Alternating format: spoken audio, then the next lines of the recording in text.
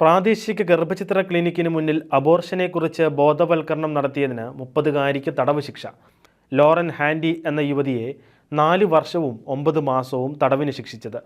69-കാരനായ John ഹിൻഷോയ്ക്ക് 1 വർഷവും 9 മാസവും ശിക്ഷ വിധിച്ചിട്ടുണ്ട്.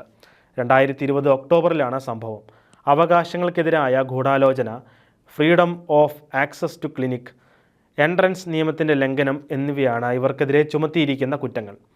ഇതേ കുറ്റങ്ങൾ ചുമത്തപ്പെട്ട് 7 പ്രോലൈഫ് പ്രവർത്തകർ 9 മാസങ്ങൾക്ക് മുമ്പ് ശിക്ഷിക്കപ്പെട്ടിരുന്നു. 2022 വാഷിംഗ്ടൺ സർജി ക്ലിനിക്കിന് പുറത്ത് ഗർഭചിത്രം നടത്തിയ കുഞ്ഞുങ്ങളുടെ അവശിഷ്ടങ്ങൾ കണ്ടെത്തിയ പ്രവർത്തകരിൽ ഒരാളാണ് ഹാൻഡി. ഈ കുഞ്ഞുങ്ങളുടെ ശരീരത്തിൽ ഭാഗിക ജനന ഗർഭചിത്രത്തിൽ കൊല്ലപ്പെട്ടതിൻ്റെ അടയാളങ്ങൾ ഉണ്ടായിരുന്നതായി ഹാൻഡി പറയുന്നു. ഇത് ഫെഡറൽ നിയമപ്രകാരം നിയമവിരുദ്ധമാണ്. ഈ സമയം വെല്ലുവിളി നിറഞ്ഞതാണെന്നും എന്നാൽ ഇതുകൊണ്ടൊന്നും തളരാൻ പോകുന്നില്ലെന്നും വിധി കേട്ട് ഹാൻഡി പ്രതികരിച്ചു. ഇവരോടൊപ്പം അറസ്റ്റ് ചെയ്യപ്പെട്ട 8 പ്രോലൈഫ് പ്രവർത്തകർക്കുള്ള ശിക്ഷ അടുത്ത ദിവസങ്ങളിൽ കോടതിയിൽ നിന്നുണ്ടാവും.